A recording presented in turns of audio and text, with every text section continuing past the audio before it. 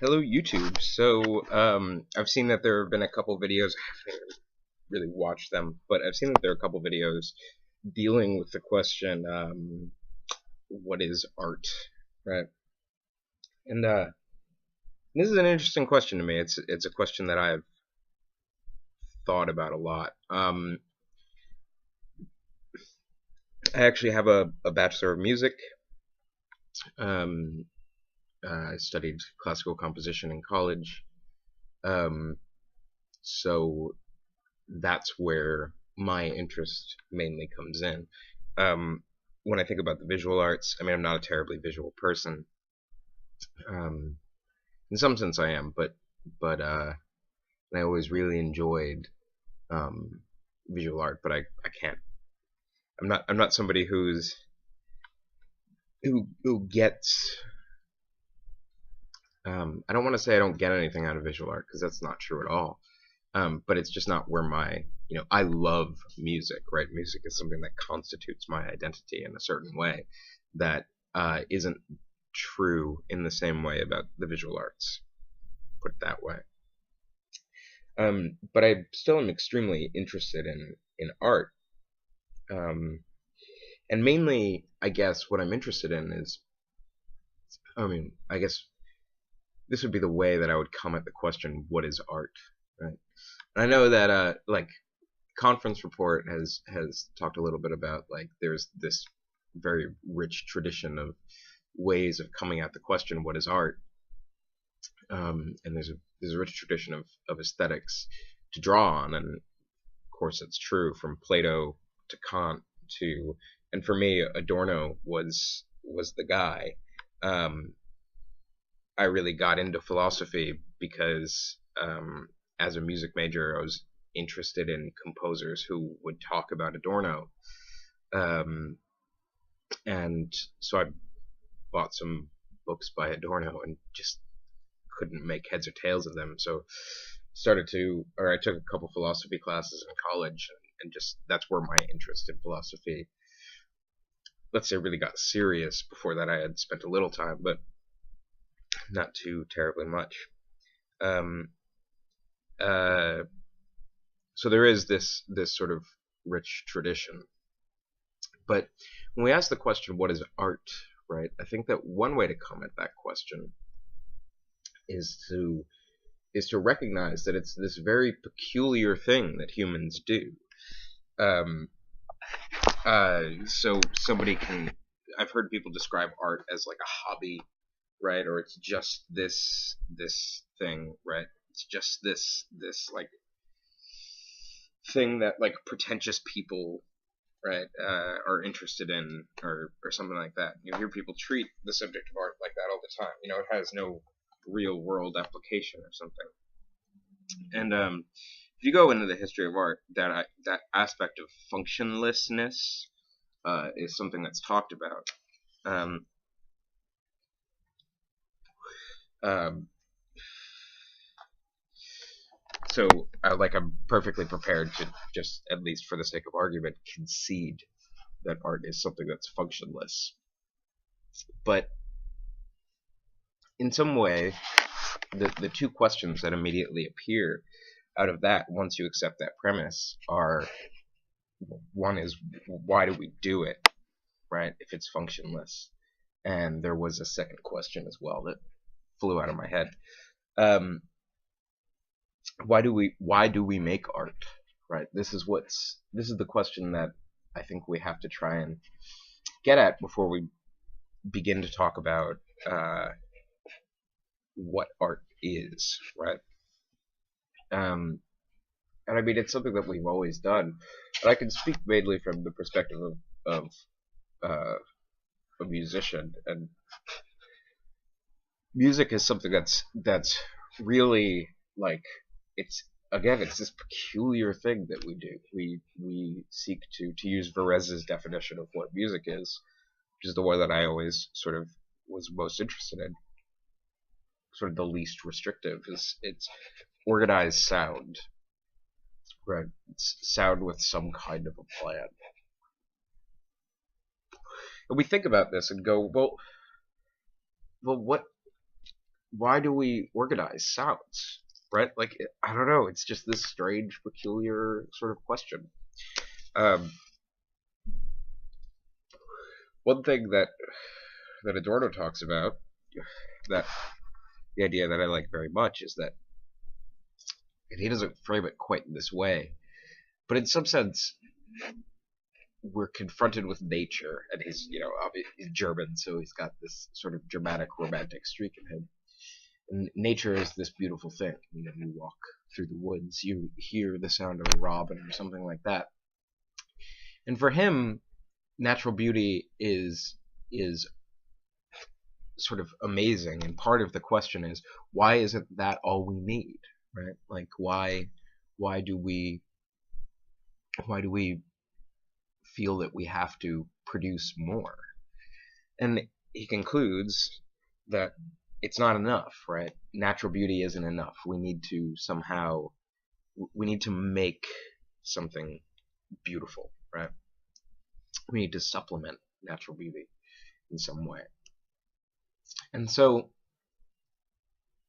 this sort of impetus, right? You think of someone like John Cage, who in a video that I had probably about a month ago, I had an interview with John Cage where he talks about how, I like to listen to the sounds of the world around me, right? So he says my favorite sound is silence, which means in like New York City, for instance, the sound of traffic, right? And I just love the activity of sound in itself, right?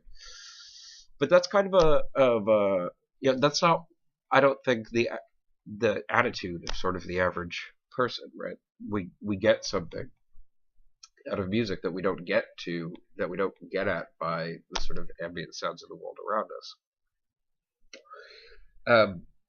And I think that there's probably reasons for this, and that you could uncover in the philosophy of mind. But we as beings, we organize our world, right, in a way, something, again, quite peculiar to humans, I would think. And I don't know, I mean, other animals, beavers, make dams, right? But we, on just this massive scale, just aren't satisfied with the world that we live in, and so we construct things, we build things that flow from us. We build buildings, we build pyramids, we build all sorts of things in order to sort of shape the world around us, in a way that it isn't as given, right? And I think art is kind of it. Well, art is that, right? And it's kind of an overflowing of that. So we build things around our world that have functions, right? We build a house, and we occupy that for shelter, etc. But what do you do if? So I'm sort of just going to assume that there's this kind of will to creativity in human beings. I think that's probably true. But what do you do if you either don't want to build a house, or you already are living in a house or something like that? Well, you have this sort of creative energy. You have this sort of will that's kind of left over. And so we make stuff, right? We, as a musician, we organize sounds, right? We organize visual phenomena, right? And that's just very much part of what it is to be a human. So instead of answering the question, what is art? I think the illuminating question is, why do we do art, right? That's the question that I think we have to get at. Now, I mean, people have speculated. I don't know to what degree any of it's backed up, but I have read papers in like ethnomusicology journals and such that have speculated that it's quite possible that we developed music before we developed language. And that's sort of a weird claim, but it kind of makes sense when you understand um, the role that music plays in sort of tribal societies and such, right? Even, I mean, you go back to ancient Greece, and art is, or music, the word for music and the word for poet are the same word, right? Musician and poet, right? In Greek. Um, in African tribal drumming, there's actually a semantics of percussion. Like, if I were to, da da da on a drum, someone might go, "Oh, I'm gonna go get him a beer," right? Because he just asked for a beer, right? So there's a communicative function to African drumming that doesn't exist in our Western sort of music. Now, what I want to try and get at though is that people look at art and are perplexed that this thing exists, right? I think Agent of Doubt was talking about Pollock and people like that, and how that's not real art or something. But I think that we should understand art genealogically, and we should understand it in some way as a function of, I don't even want to say evolutionary psychology, because that's not quite right, but if you go back far enough, one thing that you find is that, how do tribal societies organize their societies?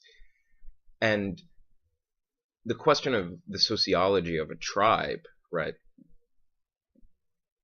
It's not differentiated in the same way that we differentiate our society, right? So,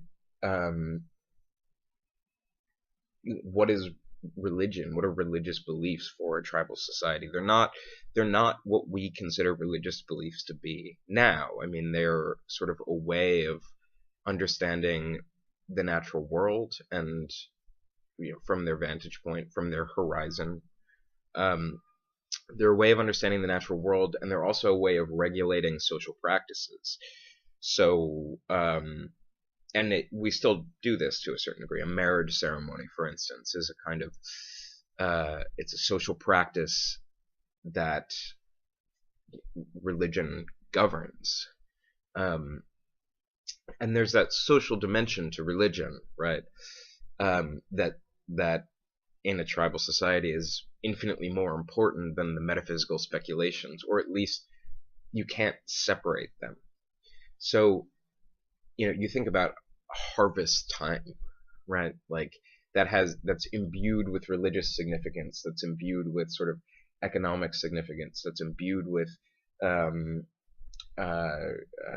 significances tied to social practices, etc. And it's a way of sort of unifying those things into the practice of living.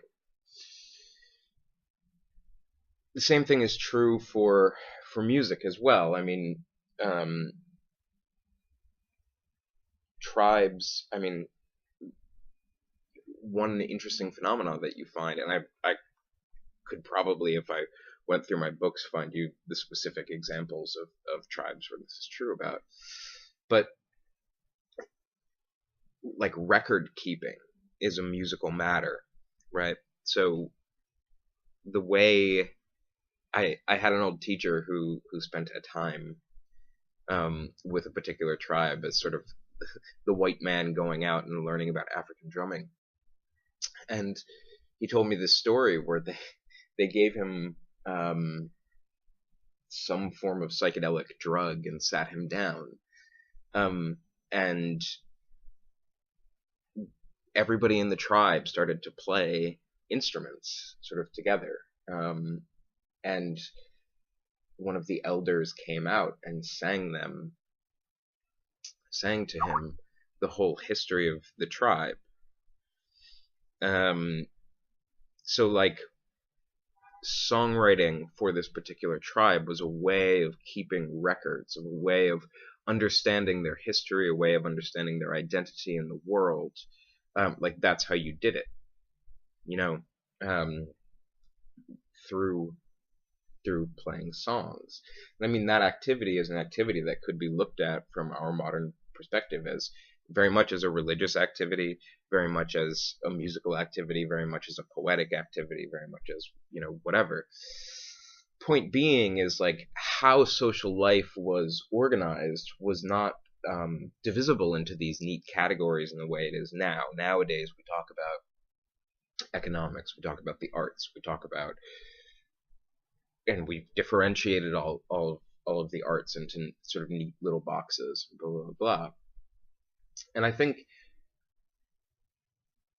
the reason why people feel like they can look at the arts and say,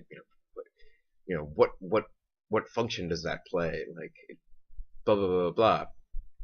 The reason why people feel like they can do that is because our society has become more and more differentiated, right? Rationalized, to use Max Weber's language.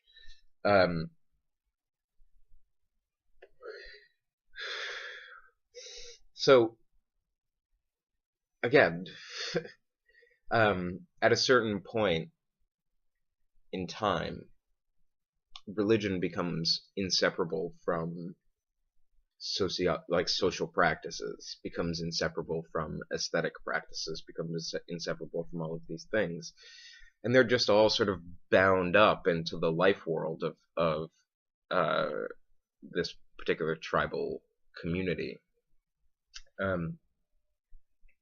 That's something that I think, for better or for worse, we've lost.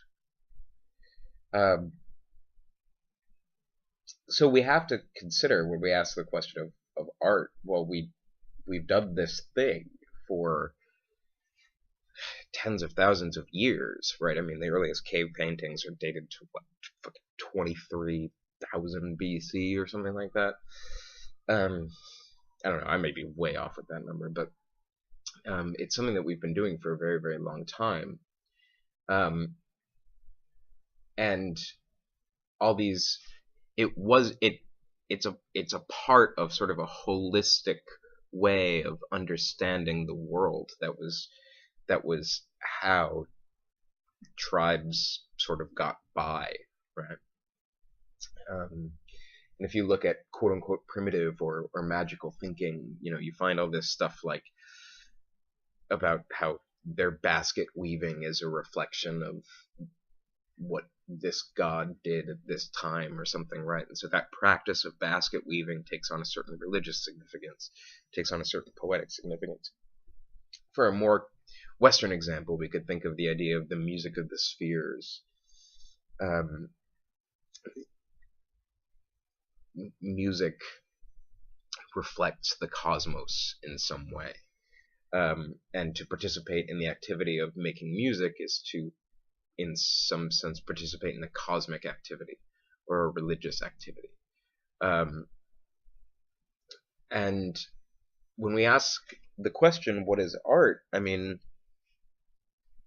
it's this strange thing. It's almost like I think I sort of view it as it's like Dracula, right? This thing from the old world that persists, right? In Dracula, that takes a horrific visage, and I think in the realm of art, that takes a very beautiful one. So it becomes this sort of piece, or it becomes this space within our history, where we do certain kinds of practices, and we don't use that anymore to make sense of the cosmos, right? That wouldn't make sense. We don't use that anymore in the same way to regulate our social existence. But nonetheless, we just can't seem to stop participating in these kinds of activities.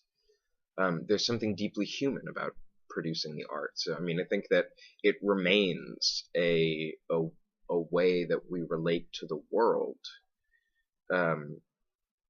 in a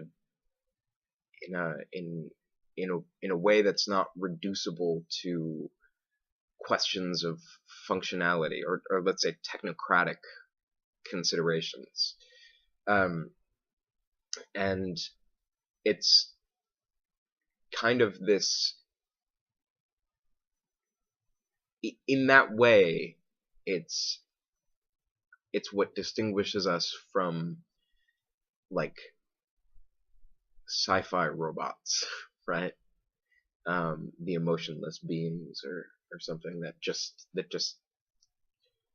or like Spock, right?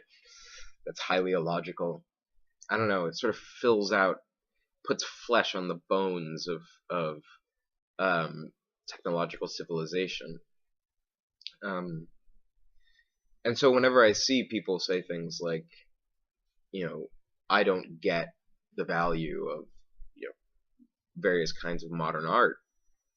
I mean, I think the problem is that you're attempting to think through this in terms of value. Um, that doesn't make sense. Um, so yeah, I don't know. I think again, it's not. I don't think art is reducible to some set of necessary and sufficient conditions. Um, you have to meet these conditions to be for something to be a work of art. Um, Rather, I think I try at least to think through art as just this space of discourse, um, that we reserve for ourselves to to play and to express those sort of creative faculties and urges, um, in a way uh, that um, isn't bound up with some notion of functionality. Um,